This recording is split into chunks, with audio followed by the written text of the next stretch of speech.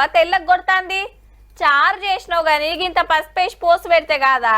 అరే ఇప్పుడు ఏడొడతావు తమ్మి, గింత పసుపు ఎచ్చం కలిపి పెట్టు, కూర ఖరాబ్ కాకుంటుంటది, పొద్దుము కొండితే మాయతి అని చెప్తుంటారు. ఇక పూజలప్పుడు పసుపుతోటే పని. బోనం కుండలు కడపలు పుదిస్తారు, గుళ్ళకాడ బండారే బొట్టు. మనకు తెలిసి గింతే.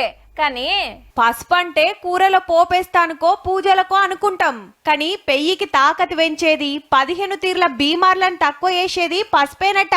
షుగరు, నెత్తురు తక్కువుండు, నెత్తి నొప్పి, మొటిమలు, సుండ్రు, పెయ్యి మీద వచ్చే కురుపులు, కంటి సూపు తగ్గుడు, కడుపుల గ్యాస్ పట్టుడు, కొన్ని తీర్ల కిడ్నీ బీమార్లు, పైల్స్, గీ రోగాలకు పసుపుకెళ్ళి తీసిన మందు మంచిగా పనిచేస్తుందని ఆయుర్వేద మందుల మీద ప్రయోగాలు చేసే ఆయుష్ శాఖోళ్ళు చెప్తే పార్లమెంట్ లా సాటింపేసిండ్రు దావుకన్న శాఖోళ్ళు.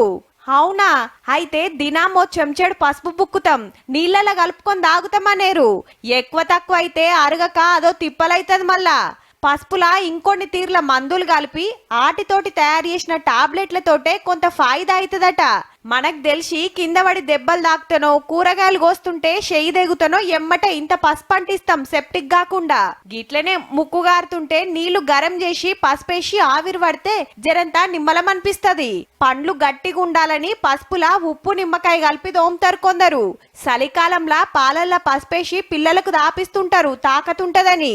పచ్చి పసుపు నూరుకొని అక్కలు మొఖానికి పెట్టుకుంటారు, కానీ దుక్నంలో కొనుక్కొచ్చే ప్యాకెట్లు కాదుల్లో, అంతా కల్తేనాయే. అంగట్ల దొరికే కొమ్ములు తెచ్చి పొడి వేసుకోవాలన్నట. కూరలు రుచి ఉంటే ఇంతో అంతో పెయ్యికి మంచిది.